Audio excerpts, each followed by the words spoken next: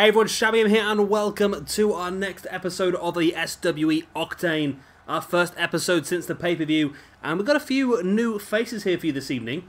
Managed to get some new cores and we are ready to go with a brand new month, a brand new build-up, and this is going to be better than last month, I promise you that. And here is our opening match of the evening. Now I did promise you some fresh faces in this episode, and we've got two here that have not yet appeared in Season 3.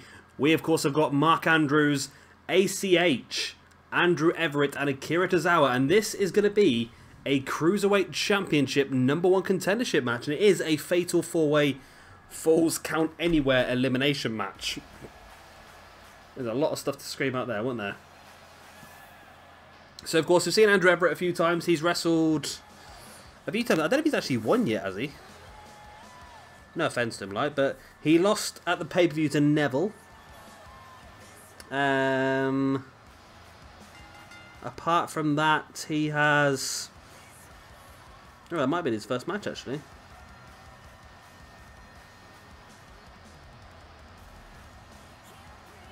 I think it was, yeah. Looking down at the list of matches, yeah. The match at the pay-per-view against Neville was his first match, and he lost that one. But he did put on a very good performance, actually. And out of everyone that's faced off against Neville so far in this universe mode, he was the one who came closest to stealing a victory. So, interesting there by Andrew Everett. But of course, this is going to be a top match, this one, having 4 of the top cruiserweights here all fighting out for a chance to take on Mystico at the pay-per-view, of course, for the Junior Heavyweight Championship. I need to keep remembering that. Junior Heavyweight, of course. We've rebranded it. Since the Cruiserweight Championship is going to be on Adrenaline, the Junior Heavyweight Championship here on Octane, and the Extreme Championship over on Carnage. Right. I must get that right, because I'm confusing myself. God knows how bad you guys have got it if I'm confusing myself that much. And of course, then here comes Akira Tozawa again, somebody who's only wrestled once so far in this universe mode. And that was losing to Neville. So, something in common there with Andrew Everett, I suppose.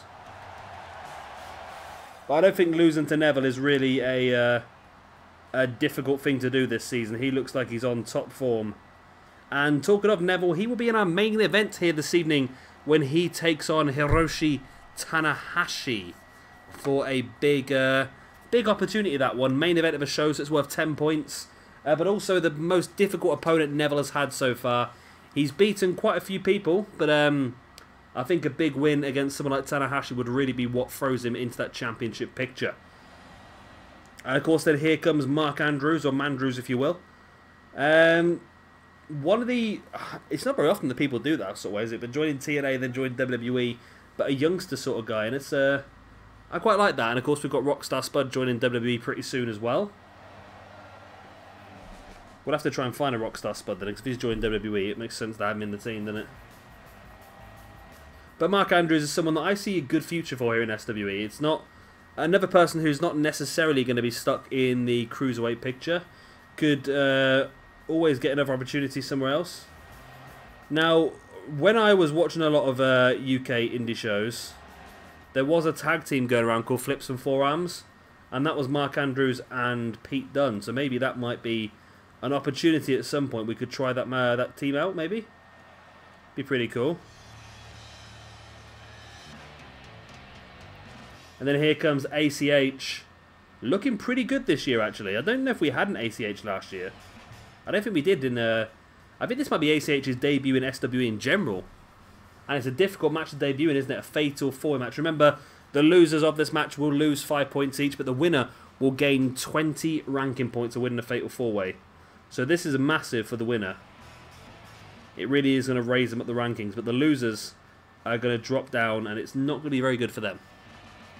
But that's what it's all about, the ranking system. It's a big win, a fatal 4-way victory would be a big win, and because it is an elimination match as well, it means that it's not just going to be luck. If you outlast the 3 of the men, that is due to skill, it's not down to luck. Go, go, ACH. Oh, I've not checked his moveset, but I bet it's pretty cool. I know when I've seen ACH in PWG, he has a habit of trying to bust into Stone Cold Steve Austin. Which changed the song then from Go, Go, ACH to Stone Cold ACH. Yeah, I don't know. He just started summoning the spirit of Stone Cold Steve Austin in some of his matches. I think it was like 2 or 3 years ago in Battle Los Angeles he started up. I quite like that Mark Andrews actually as well. It's not bad. But I think the ACH is very, very good. And Andrew Everett's pretty decent. So like I said then, Fatal 4-Way Elimination. And it is Falls Count Anywhere as well. I prefer that rule because the way the game is designed in a Fatal 4-Way, two people will be outside the ring, two people will be inside the ring normally.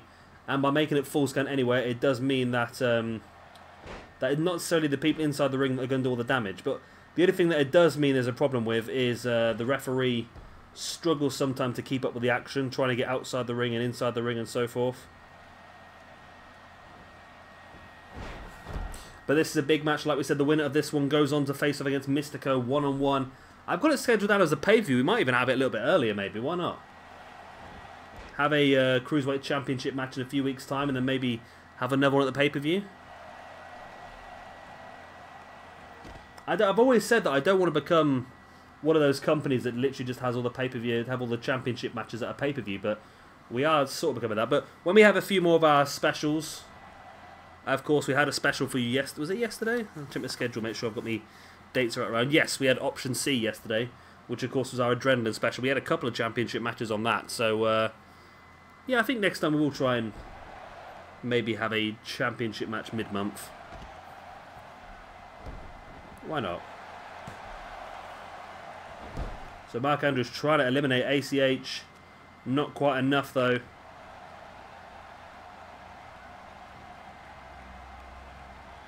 As Akira Tozawa now grabbing a hold of ACH. Ooh, went for that suplex, but Andrews is dropping ACH at the hands of Akira Tozawa, and he dropped him face first. Everett now spearing the gut of Andrews. Over the top into a powerbomb. Oh, nice boot right in the leg. And then a flatliner there by Akira Tozawa, as well as Andrew Everett taking Mark Andrews down on the outside. ACH is back up to his feet, but still looking a bit shaken. And Akira Tozawa catches him with that right hand. And now all four competitors in this match are outside.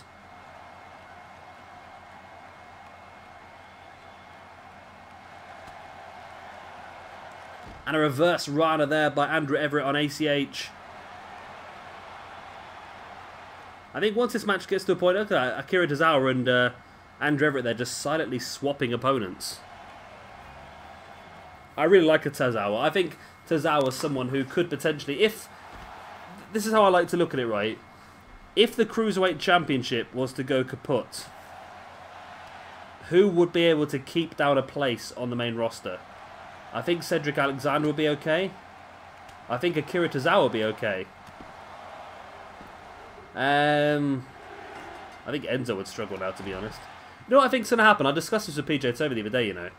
I honestly think what's going to happen is when Big Cass comes back from his injury, I bet that Big Cass and Enzo just reform their tag team and carry on, and they'll just hope that everyone forgot about what happened beforehand. I just think that's what's going to happen, because I don't think life apart is much use for any of these teams, really. I don't know. I don't know, and it is tricky, but I think the whole Enzo Cruiserweight thing, I don't know, it's I suppose it's working quite well. I don't like him, but that probably means he's doing well, if you think about it. Because if you don't like him, that probably means he's a very good heel. Everett now just dropping Akira Tozawa on that. Have I not been paying attention to what? Hang on a minute. I've been talking and I've just realised that two people are no longer in the ring. What? Have I actually just been I've been watching the screen. I've been watching the screen. Have I actually just missed the elimination of both Mark Andrews and AC? I have, haven't I? What? I was watching. How have I missed that? I've obviously seen it and just not taken in what's happened. Well, there we go. We're down to our final two, Andrew Everett and Akira Tozawa. I'd like to see Tozawa win this one, actually, because I just feel like he'll be an interesting concept to have as a Cruiserweight champion. And I think as part, of course, as Titus Worldwide, which we do have here on this roster. There's the pin by Akira Tozawa. It's only a 2, but Andrew Everett rolls it through. Oh, and it's only a 2 there as well. How did I miss those 2 eliminations? Oh, I don't know. My mind has gone crazy.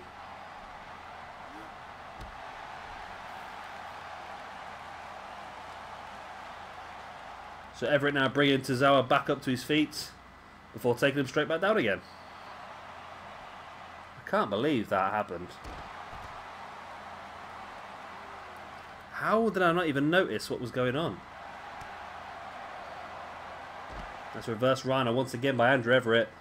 And in fairness, I think Andrew Everett probably does deserve an opportunity based on his performance against Neville solely.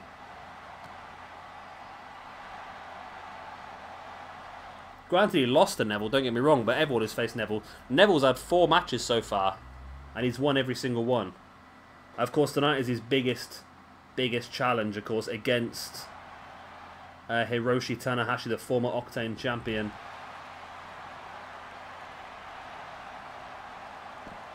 Pin here by Everett. And it's enough. And Andrew Everett, ladies and gentlemen, is the #1 contender for the Octane Junior Heavyweight Championship. I got it right that time. Junior Heavyweight. And that means that Mr. Andrew Everett has just got himself 20 ranking points as well for winning a Fatal 4-Way. But it also means that Mandrews, ACH and Akira Tozawa are all going to lose 5 ranking points due to that loss.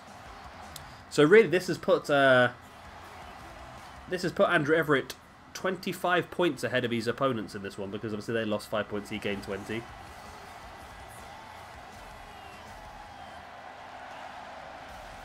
And there we go then, Andrew Everett versus Mystico. The match you never knew you wanted, but the match that's going to happen here in SWE Octane at some point in the near future. And here is our next match of the evening. It is going to be your brand new Octane Women's Champion, Tessa Blanchard, taking on Jazzy Gabert. And of course, Jazzy was someone who was really trying to force her way into the championship when Lita was champion. Of course, she did have an opportunity when she won the Women's Money in the Bank briefcase, but was not able to take full advantage of that match. Oh, it's Tessa here. I don't know why. I expect this to be maybe the other way around, but Tessa just attacking Jazzy from behind during Jazzy's end. Or Tessa. That might not have been the best idea. I think Tessa may have got a little bit ahead of her station here. May have thought to herself that she could defeat someone like Jazzy Gabert by attacking her during her entrance, but it has completely backfired here as Jazzy just dropping Tessa and continues her entrance down to the ring. And it looks like this battle might just continue on the outside here. Oh, Jazzy just a boot right in the face of Tessa as she was getting up.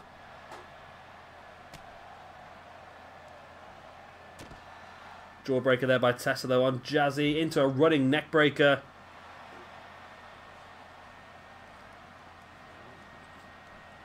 It seems odd that Tess will want to pick a fight with someone like Jazzy. You'd think she'd try and avoid this sort of match rather than going for it all guns blazing. And that's exactly what's happened. She's gone for it all guns blazing, trying to get the upper hand on the bigger opponent, Jazzy, but Jazzy's just schooling her here. Two ladies just run into each other, but Jazzy with the strikes, and again, just Tessa trying to shoulder block Jazzy, and it's just not working. She's just a much stronger opponent, but they're trading strikes here, still in the middle, and oh, Tessa with a flatliner there on the outside.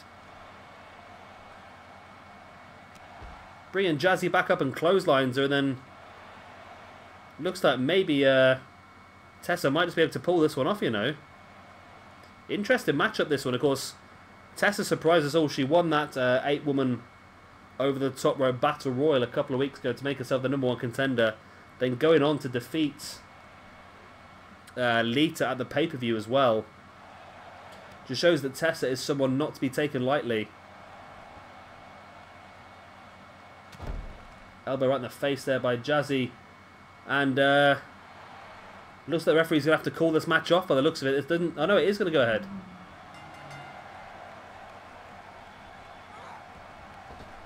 Jazzy sending Tessa off, and there's caught that stiff clothesline. I think the bell has gone now, though. The match is officially underway. Reverse Dragon Sleeper there by Jazzy Gabert on Tessa Blanchard. But Tessa fighting back with the knees in the face. How much more have these two ladies got to give with that brawl on the outside. They can't have 100% left easily. Just dropping Tessa across that top rope, choking her really. Jazzy taking Tessa up onto her shoulder. Into a torture rack. And you see the way she's got the arm draped across Tessa's neck as well. And she's sort of choking herself out in the process. She's almost ragdolling here a bit, Tessa. Jazzy drops her. Now stalking. What does she have planned here for Tessa? Takes her up on the shoulder. Oh, slams her down with that powerbomb. That wasn't enough to keep Lita down to win the championship a week ago. But is this enough to defeat the new champion? Tessa Blanchard. Referee is so slow getting down. And that's probably why Tessa kicked out. Referee. Absolute shocker. I say this a lot, though, the referees are generally really bad on this game. Jazzy there. Deadlift German.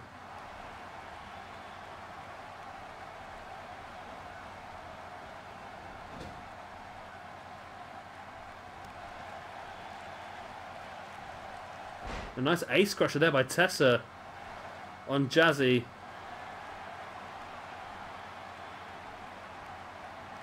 Tessa stalking Jazzy, but just allowed her too long to get back up to her feet. And now Jazzy with a vertical suplex. Pin once again by Jazzy. 1, 2. Only a 2 count.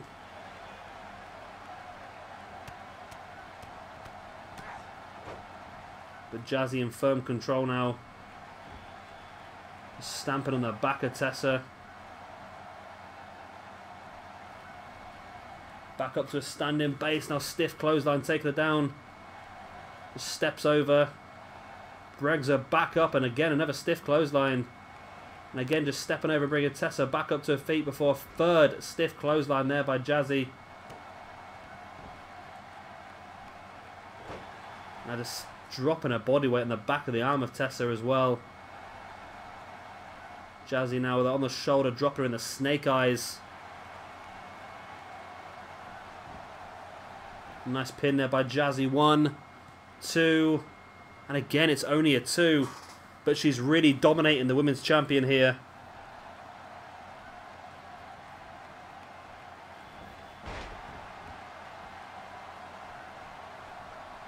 Tessa bringing Jazzy back up. And now catches her with that underhook DDT.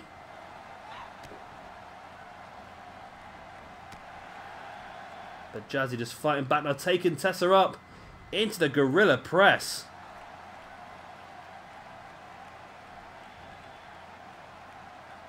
Bring up to her feet once again. For that stiff right hand, but Tessa fighting it back. Went for the ace crusher, but Jazzy saw it coming and threw away. Now Jazzy taking Tessa up into a powerbomb, a jackknife. Dropping a boot right on the back of the leg. I think Tessa, for her own sake, should stay down at some point. Fall away slam. And Jazzy once again taking Tessa up, going to hit a finish here for the second time. There it is. And there's the pin. 1, 2. And no, again, Tessa's kicked out. What the hell? What the hell? How is Tessa even still moving at this point in time? We're seeing exactly here why Tessa is the women's champion. Oh. She got caught out there. She went for a Hurricanrana and Jazzy just reversed it into another powerbomb. And there's a German suplex. And Jazzy is taking Lesnar to Suplex City here. Oh, stiff right hand as well. Well, that was a left hand, wasn't it? Let's see. I haven't got enough time to figure out if it's left or right. The action all comes too thick and fast here at SWE.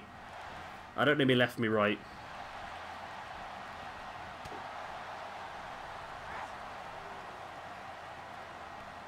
And there's a running power slam there by Jazzy as well.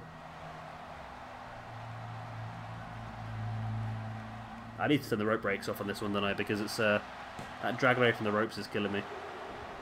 Again, it's still just a 2 count.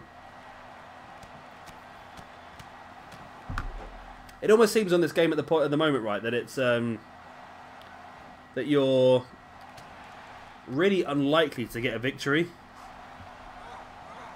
I don't know what it is. It's just really weird, isn't it? It's like Jazzy's hit a finishing maneuver twice and some other big hitting maneuvers as well, and it makes you wonder how she hasn't won this match already. As Tessa hits that DDT once again, now stalking Jazzy. Is this a... I don't know what she's going for. That was just a taunt by the looks of it. Tessa slamming the back of the head of Jazzy into the mat. Now a couple of back elbows as well. Jazzy taking Tessa up on her shoulder. Another running power slam.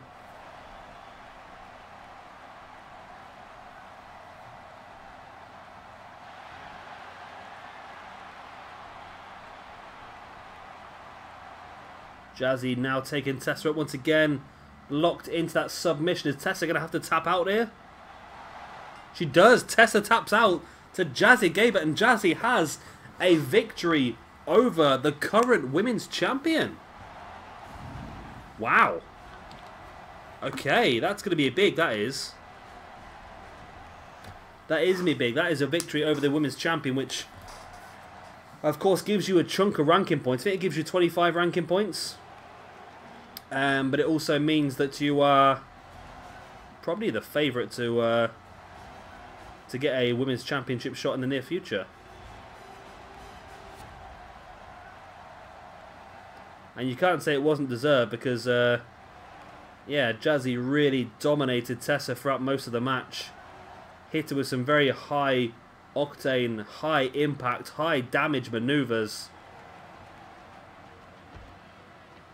And eventually Jazzy gets a big, big victory here. She's had some massive victories already. Of course, winning that Money in the Bank was a huge one.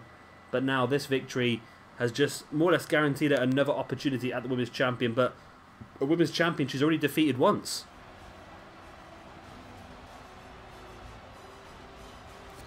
Good times for Jazzy.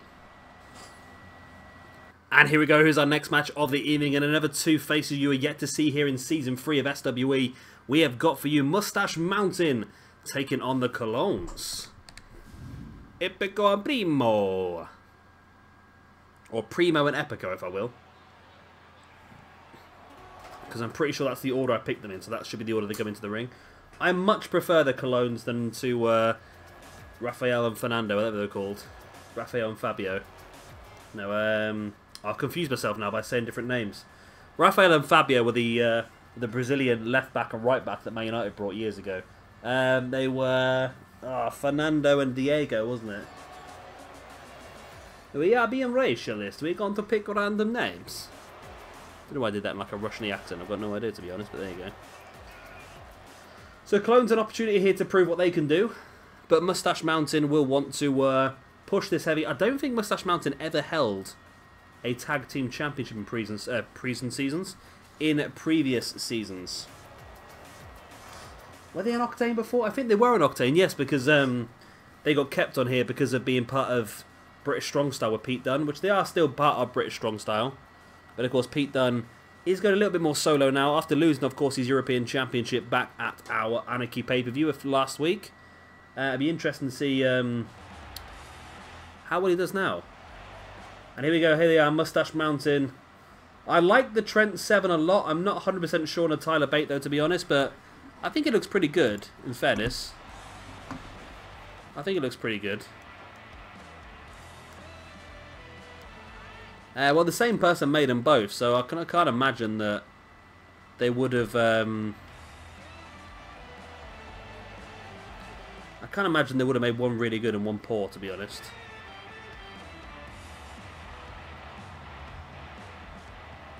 But there you go.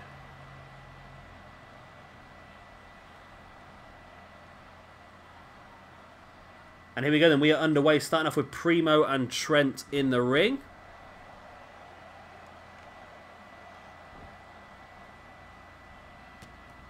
And like I said, this is a very important match for both teams. Where are they currently in the rankings? Team-wise, anyway. Team-wise. Ooh. Team-wise. Tim Weiss is not part of WWE, is he? He's wrestled for them though, Tim Weiss. German goalkeeper. Turned wrestler. Oh, nice maneuver there by Trent. Come on, computer, load up. It's not that difficult. It's not that difficult. Right. Tag team division on Octane. So currently the Colognes are on 100 points because this is a new incarnation, so I'll give them different ranking points. Mustache Mountain's on 135. The Hardys are on 200. The Young Bucks, the current champions, are on 195. They're actually on more than that, because I've not updated it from the pay-per-view yet. So yeah, the Young Bucks are on more than the Hardys. So Mustache Mountain are currently 3rd in the rankings. There was a dark match this evening. I forgot to mention that, didn't I? There was a dark match this evening, and it involved Tetsuya Naito alongside Sanada and Evil, and they took on the Colony, Fire Ant, Silver Ant, and Soldier Ant. Now, I put it as a dark match because 6-man tags don't really work very well in this game, so that's what we did. And it was a victory for Los Ingobernables, or LIG if you will, the Ungovernables. So they will get themselves, it's only 5 points because it was a dark match, but still, it's useful ranking points for those guys. And 5 points actually does move them quite a distance up the rankings as well. So yeah, we've got a lot of new people coming. Like I said, I have gone through the core list and got quite a few more. For example, next week we are going to see Elias making his debut as he takes on Aleister Black. Next week we're also going to see Will Ospreay versus Billy Kidman. So that should be pretty fun. I've also got a cracking... I don't know where this tag team match came from when I was making these cards, but yesterday when I made them, I've come up for a really good main event tag team match. It is going to be Xavier Woods and Kofi Kingston with Biggie Langston at ringside, taking on the team of Tetsuya Naito and Kota Ibushi with Sanada and Evil at ringside. That is going to be incredible. It really is. The week after that, we're going to see... first appearance of Andrade Cien Almas as he takes on TJ Perkins. We've got Carlito versus Mike Bennett. We got a elimination match, British Bulldog, Jack Gallagher, The Miz and Tyler Breeze. We've got El Generico versus Prince Puma that week as well. Week after that we've got Cody Rhodes versus Davey Richards. Takahashi versus Dalton Castle. Drew McIntyre versus Travis Banks. We've got some really good matches coming up for you this month actually. And one of them I'm going to have to change because I did have I penciled in a match at the pay-per-view and now I can't have it because it did include Andrew Everett. So Andrew Everett obviously can't be in that match now.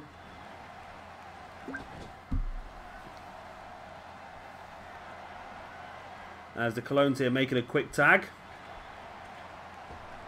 Nice Hurricanrana powerbomb combination, nice. What's a Frankensteiner Hurricanrana combination I suppose, isn't it, if you look at it that way.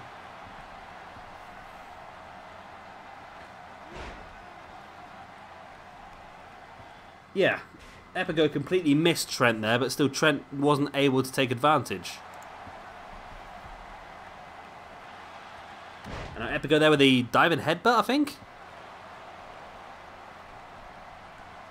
I don't think he was going for a diving headbutt. It looked like he was going for a splash, to be honest, but completely bloody missed it, didn't he?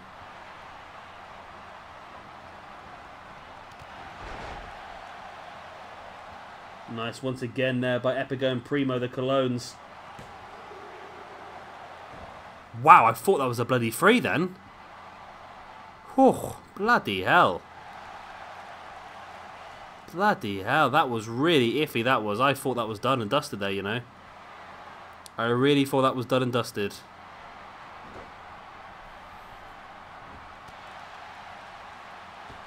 The Colognes here are hammering Mustache Mountain.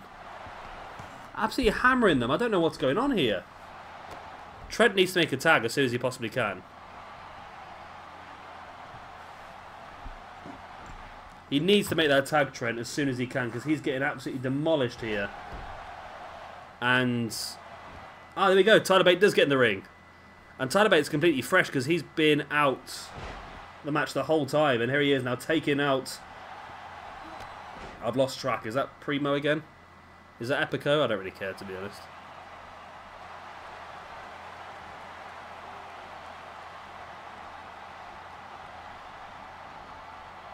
Nice airplane spin there.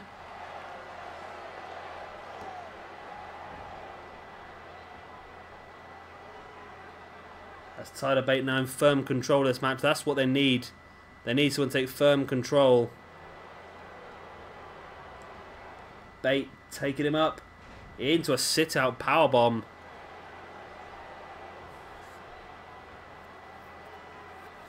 Now just wrench him back at the arm.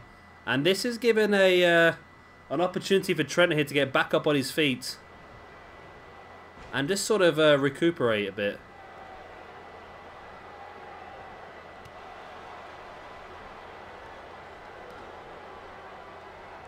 And you see this give him a bit too much time there, and Tyler Bate able to get back in and take control once again.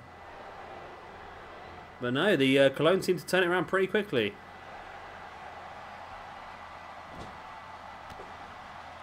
I'm a bit worried here. I was hoping to get Mustache mounting an easy win here in their first appearance in Season 3, but at the moment, just like everything on this game, it's not going the way that we originally planned, is it?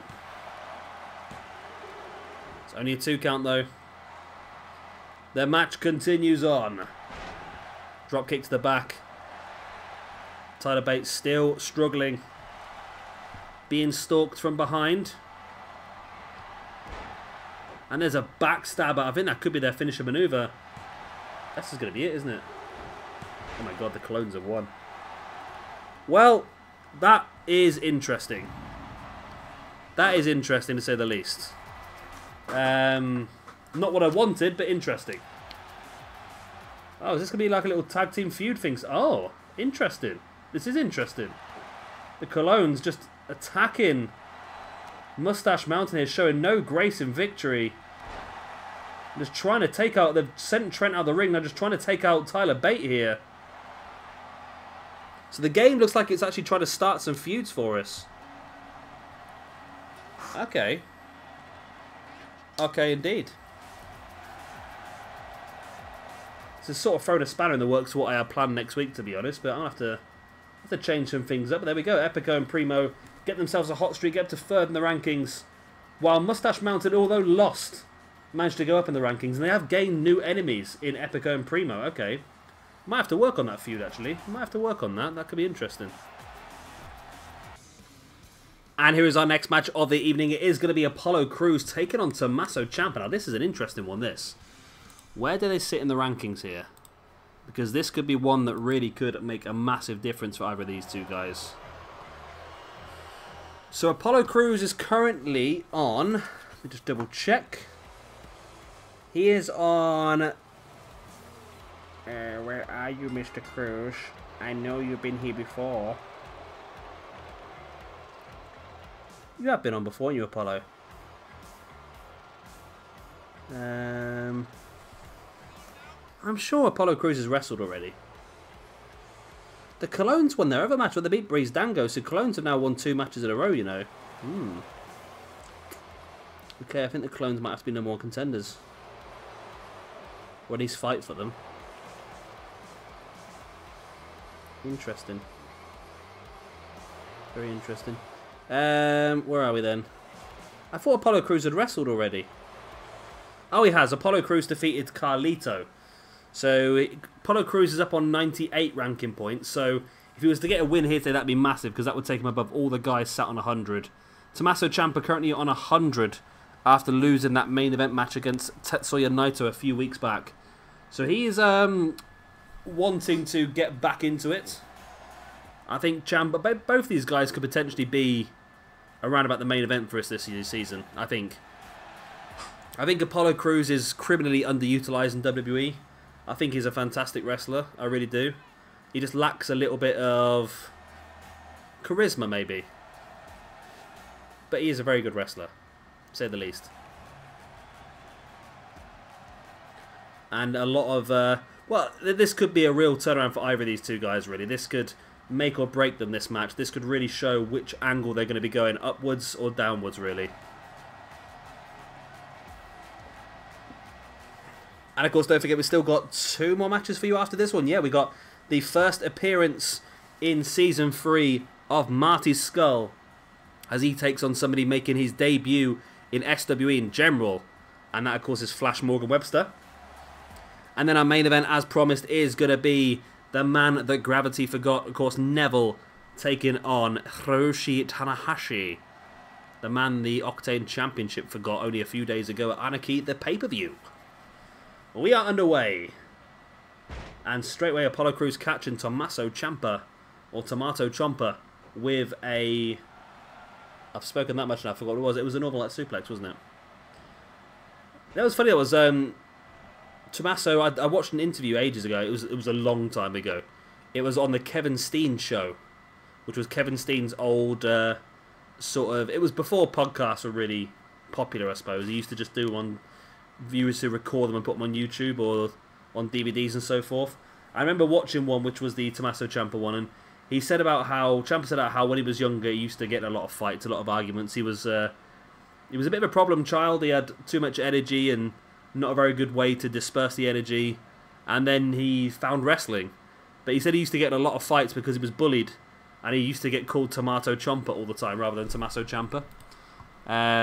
Is that a real story? Is that Tommaso Ciampa his real name? That'd be an interesting thing. I don't think it is. I think Tommaso might be his real name. I've got a feeling it might be like middle name somewhere. It's Tommaso Whitney.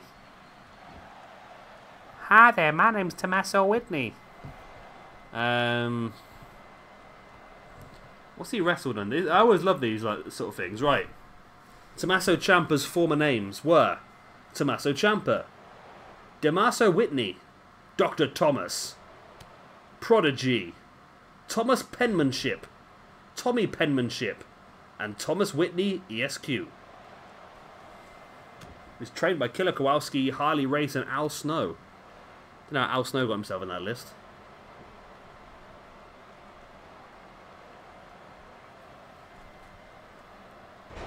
Nice 1916 there.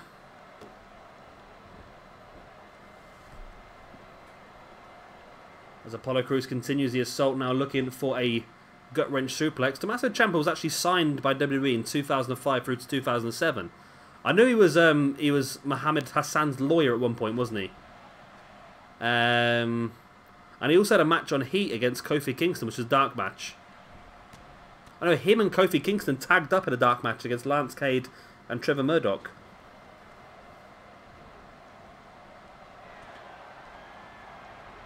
And after Tommaso suffered an injury which forced him to step away from the ring and competition, he became known as Dr. Thomas, the anger management specialist during the Charles Evans and Justin LaRoche winning the OVW titles. Okay.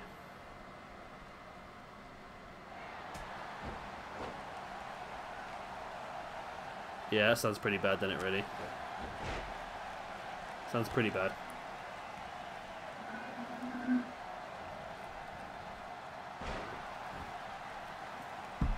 When you look back at some of these old school, it's not like it was now.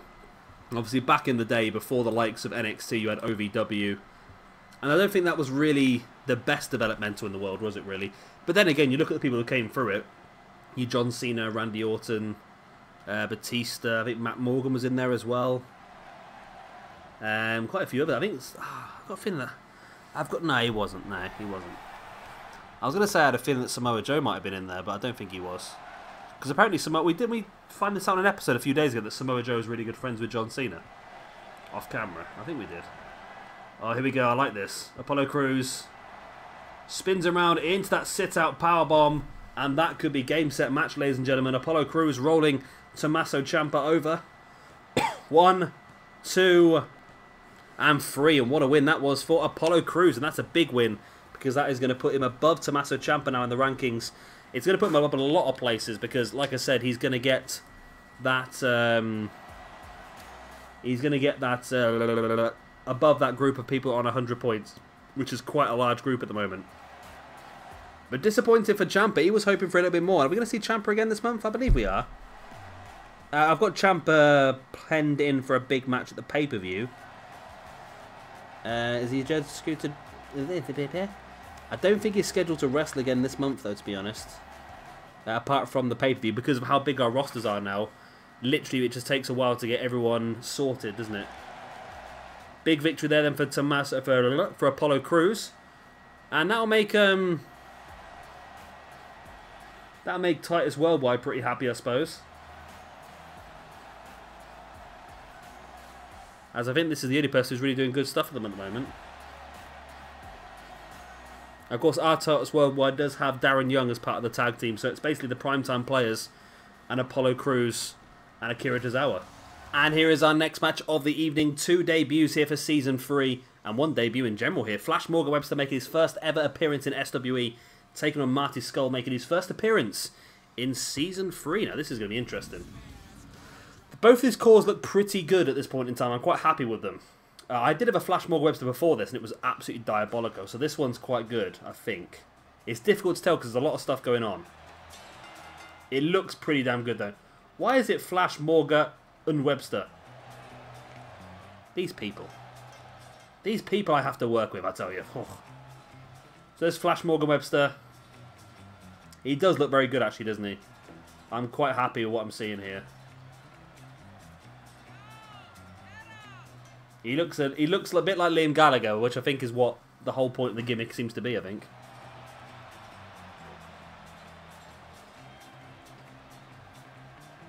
In mod we trust. Oh, nice. I like that. I like that. It's like in God we trust, but modded instead. You know. In case you didn't get the joke, I'm sure you did. And of course he'll be taking on Bullet Club's own Marty Scurll. Party Marty. Marty Crack Scurll.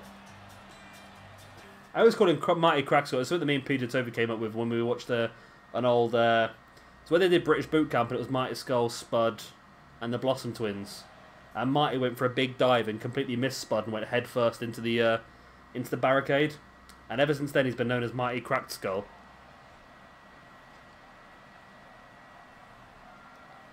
So I'm looking forward to seeing Marty Scurll on this because I think he's fully play geared up and all sorts, which is look pretty cool actually, I think. There he is. Okay, so rocking the baseball bat rather than the umbrella, but that's the best we're going to get, I think. He is looking pretty awesome though, actually. I love the way that 2K and Ukes have actually put the Plague Mask on the game this year. That is pretty cool. I do like that. And the little bowler hat as well. I think everything about this for Marty Scurll is absolutely spot on.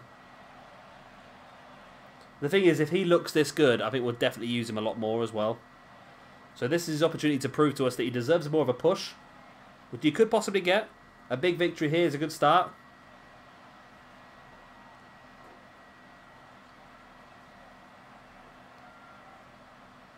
Flash Morgan Webster's not going to make it easy for him though, is he? Well, you wouldn't imagine he would make it easy, would you?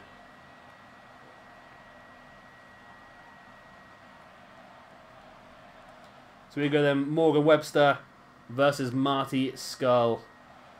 The bell goes, we are underway, ladies and gentlemen.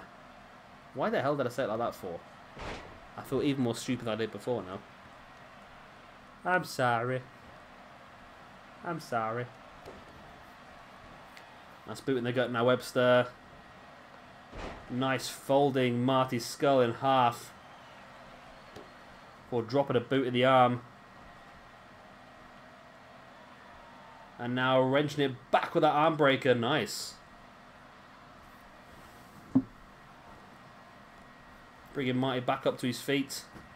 Off the ropes, and Morgan Webster's here taking an early advantage. Morgan Webster, another person who's going to really improve, I think, our cruiserweight division. And also give us that bit more of an English touch. There will be something coming up with that pretty soon, I think. Nice neck breaker once again there by Morgan Webster. Oh, Marty there hitting a powerbomb of Webster. Maybe he's had a bit too much now. Webster's had a strong start, but what the hell was up with that lean there by Marty Scurll? That was breaking the laws of physics there, Marty Scurll. That's just how good of a wrestler he is. You know what? I never really appreciated Marty Scurll a few years ago. Well, some people have seen him wrestle quite a few times in the UK, and never really appreciated him as much as we probably should have done. But I think there was a point about 2 years ago where he just progressed. Something inside him clicked and went, ah. And he just supercharged it 1 year to a point of just immense quality. And I feel like he's someone that WWE would love to have. But then again, would he get utilised correctly in the... I feel like he might get used correctly in WWE, you know, actually. I feel like he's got that something about him. He's got that that charisma, that it factor. And I feel like he might actually be used pretty well in SWE. In WWE if he was signed up. But I wouldn't want to guarantee it. The way that WWE's like, you know what they're like.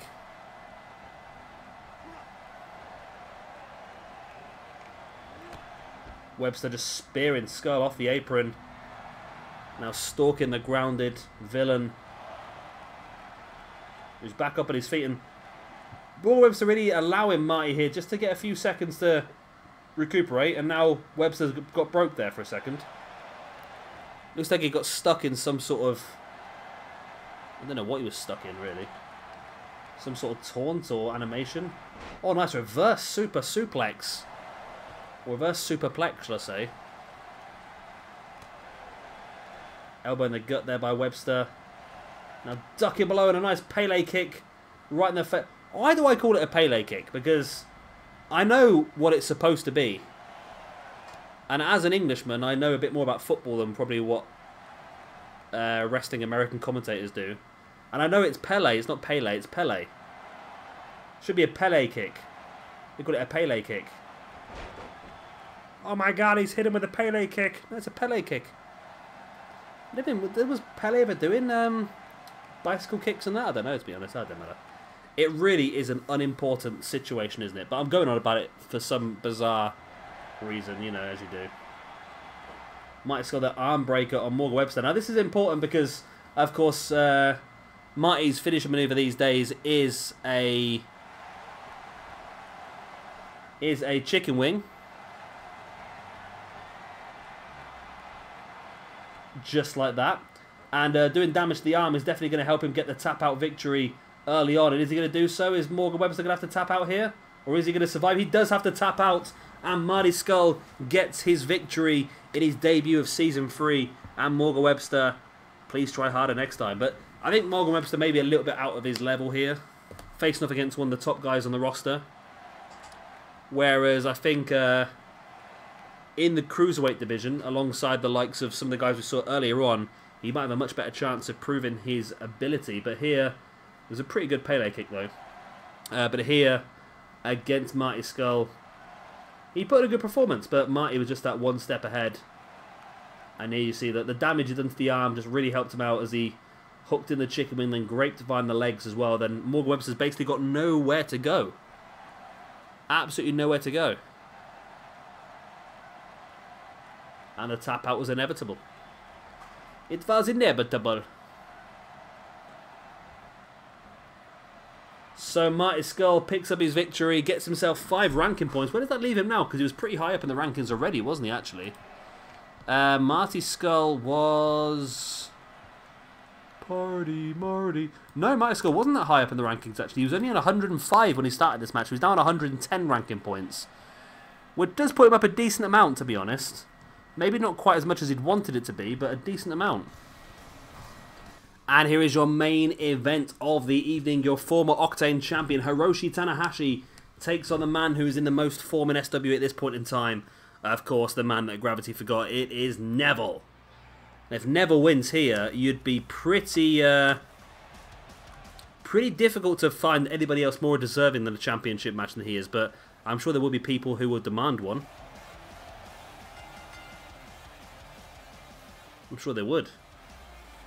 So we've gone for the Hiroshi Tanahashi with the short hair this time. Think of this one. This is the more up-to-date Tanahashi, I think. It's the same model, it's just a different attire. Of course, he has had his hair cut recently. I quite like it, actually. Maybe it looks a little bit more realistic than the other one did, to be honest, even though it is the same one.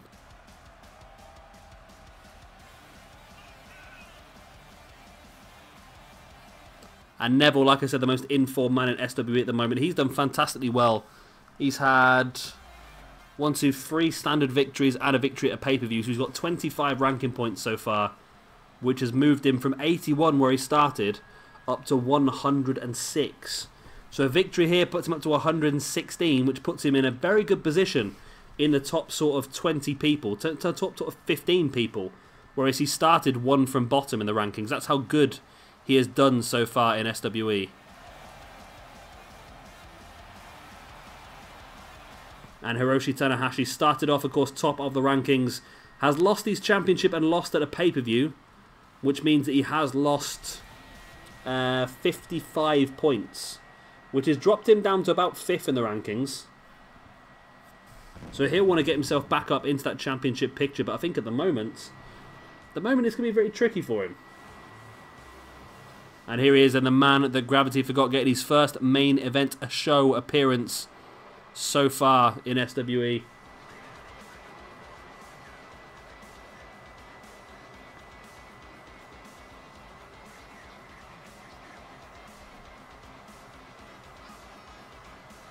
I'm looking forward to this one. This is going to be a really good match, I think, you know.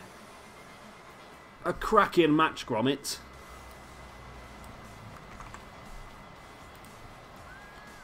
Just changing the rankings now, while I remember.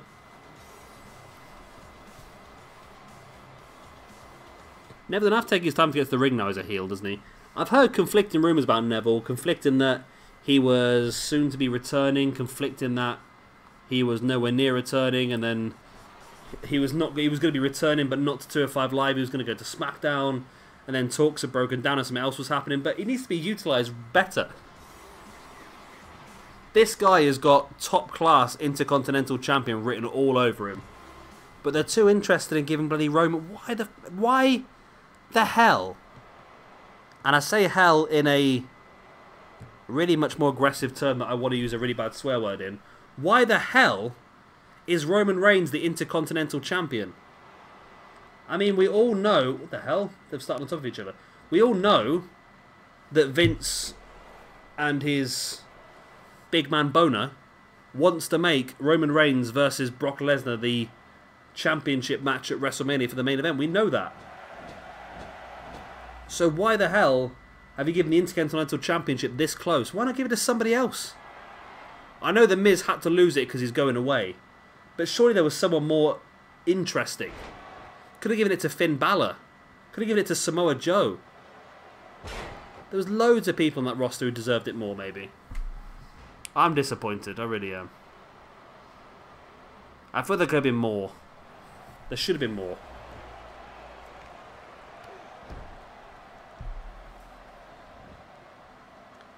Right, Tanahashi now bringing Neville back up to a seated base now, a kneeling base.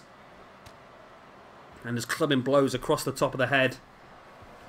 Like I said, Neville will be desperate for victory in this one. He does not want to lose his hot streak at this point in time. He's won 4 matches in a row. He's gained a butt ton of ranking points. He's currently top of the power rankings in-game, which means he's got plus 15 stats in everything. So he should really be the informed player. And that running super kick helps. Now Neville taking Tanahashi up on his shoulders. Went for the snake eyes, but couldn't drop him for some reason. I don't know why.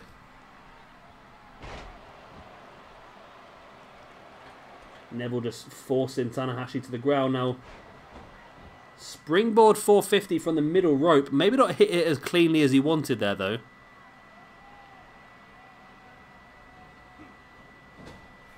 Neville sanding.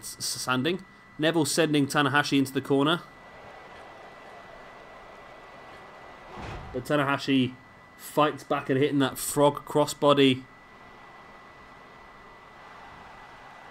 And a nice sling blade there by Tanahashi. And Tanahashi's all over Neville here. Neville is struggling.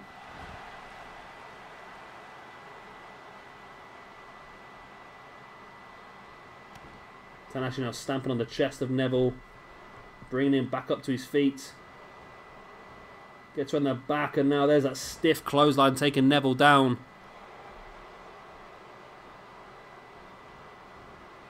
Tanahashi dropping an elbow right in the chest. Bringing Neville back up now, kneeling base.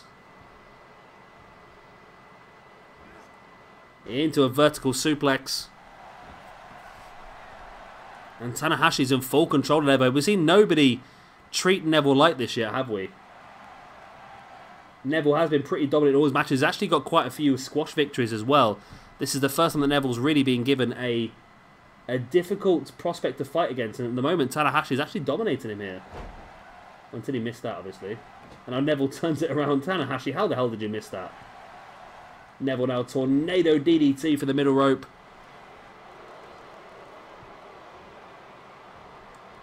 But Tanahashi, the reversal, getting back in control.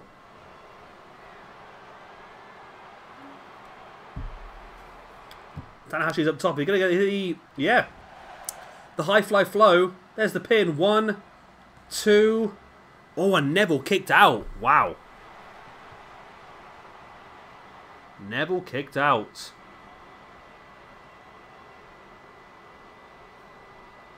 Neville kicked out the high fly flow. That's not something we expected to see in this match, is it really?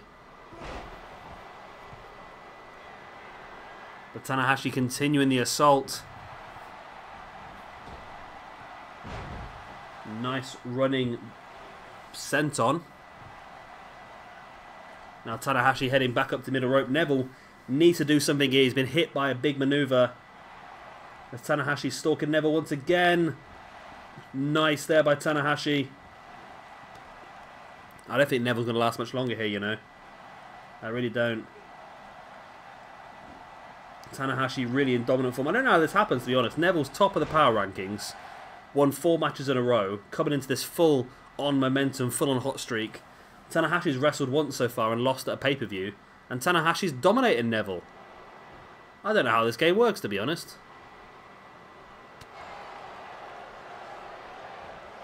Neville needs to get some offense here on Tanahashi if he wants to win this match and prove to us that he should be in that championship picture. Because so far he's defeated some good men, but no one who's really outstanding. No offense to people he's beaten, right? But to beat someone like Tanahashi, one of the world's best wrestlers, would really put him in a strong position as Neville here. Oh, I thought he was going to go for a powerbomb there on the ring steps. What is he going for here? He's just sort of rearranging Tanahashi on all the different parts of his body. I don't know what he was going for there. Boot in the chest by Tanahashi on Neville. And straight into the ring steps. Don't you dare get a double count on this game. That's a 7 count. Come on, Tanahashi, get back out the ring. Come on, don't do this to me. I'm not losing this match on a count. Come on, Neville, get up. Get up. Run. Run. Run. Oh. Oh. Thank you, Neville. I love you. I love you, man. I got back in the ring late before the 10 count, man. That was my best Geordie. Wasn't very good, was it? Why, hey, pet, I didn't get kicked out late. I'm going to get back in the ring, man. And I'm going to take Tanahashi down. With them rings of Saturn, man. Oh, it's awful, isn't it? Oh, I pressed the button. I didn't press a good button, did I? No, what a bad button. That's right. Oh, nice suplex there by Tanahashi. That could be enough. And no, it's not. Neville kicked out once again, but I really want Neville to do well in this match. I want him to prove to us that he deserves a champion. I know you guys do as well. I've seen some of the comments requesting Neville to get that championship match, but he needs to prove it to us, and this is the match where he needs to prove it. And at the moment, he's not... Although he's showing incredible resilience, he's just been sling-bladed again. This is the end, isn't it? This is the end, isn't it? Well, Tanahashi not going for the high flow. Come on, Neville. Do something, man.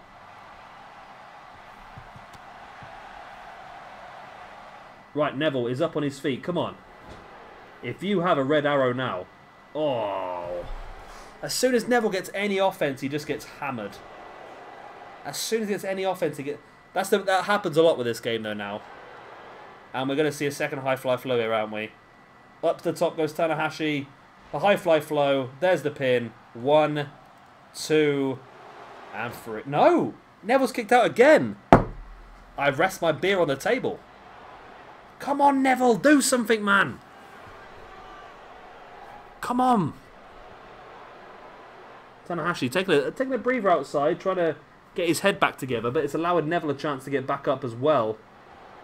And Neville avoiding Tanahashi now. Neville Oh, if Neville wins this, man. If Neville wins it, I'm going a little bit Geordie myself now. I do have family from up north in Newcastle and Middlesbrough, so it's I sometimes can get stuck in the accent every now and again. Come on, lad. Ducks him into a nice Hurricanrana. Go on, Neville, do it. Do it, my man, do it. Sending Tanahashi into the corner.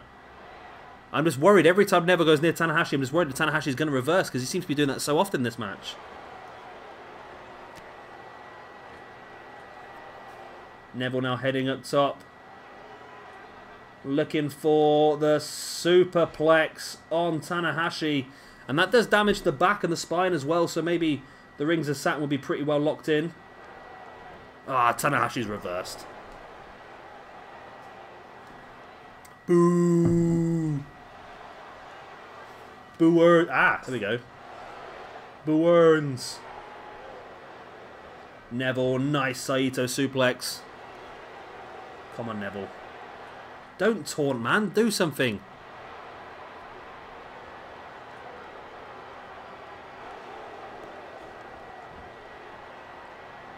Come on, Neville. There it is. The rings of Saturn locked in. Oh, is Tanahashi going to tap? If Tanahashi taps here, this would be an amazing victory for Neville. It'd be a stunning victory for Neville. Is he going to tap? Oh my god, he tapped. He tapped. Neville's won. Oh, Neville, you hero. Oh my god, well.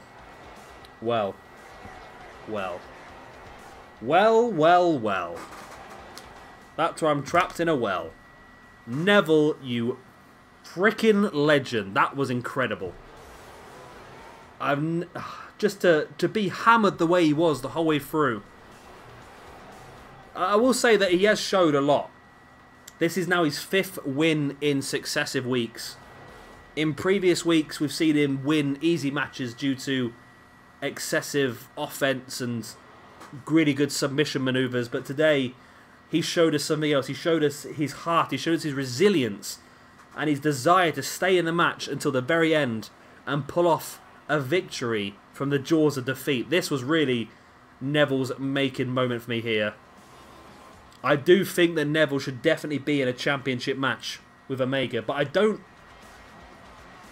Probably is there somebody else... How is... Oh, Tanahashi's gone down in the rankings. Where's Neville in the rankings now then? Neville's the #1 contender for the World Championship in the rankings. So I just wonder, you know, I really, really wonder if... There's someone else I've got in mind that I want to go for the championship. Do I do a #1 contendership between him and Neville? Or do I just go for a triple threat at the pay-per-view? I'm going to have to think about this one, but for me, Neville deserves something big. This victory was immense, and to go from 81 points to 116 points in the space of 3 or 4 weeks, or 5 shows, is incredible. So well done to Neville, you are an absolute star. He was my #1 draft pick as well, wasn't he, I believe? I'm sure he's my #1 draft pick this year. It's not going to be all clear pathways for him. There's going to be difficult speed bumps in the way, and tonight he's shown that he has no problem achieving those speed bumps in the frame of, like I said in the match, one of the best wrestlers in the world, Hiroshi Tanahashi. But there we go, that is the end of Octane, and I've really enjoyed this episode. Octane is my personal favourite brand. I really enjoy recording this. I must admit, some of the other shows I do sit down and it becomes a little bit of a chore, but with Octane I always really look forward to every recording session because I love this roster, I really do. And I hope you guys do as well. Anyway, of course, if you have enjoyed this video, then please do hit a like and, of course, subscribe if you want to see some more. But if you've got this far, you probably subscribed already, to be honest. I've been Shabby Gamer. Thank you very much for watching, and I will see you in 2 days' time, I believe? Yes, 2 days' time for our next episode of SWE, which is Throwdown. And before I go, there is going to be a lot going on over Christmas, so if you're not subscribed already, then do make sure you do. I've got a lot of special episodes planned over the Christmas period, including a special on Christmas Day and a special on New Year's Eve as well, so don't miss out on those. Like I said, I've been Shabby Gamer. Thank you very much for watching, and I'll see you all very, very soon for our next episode of SWE. Bye! The 1, 2, 3.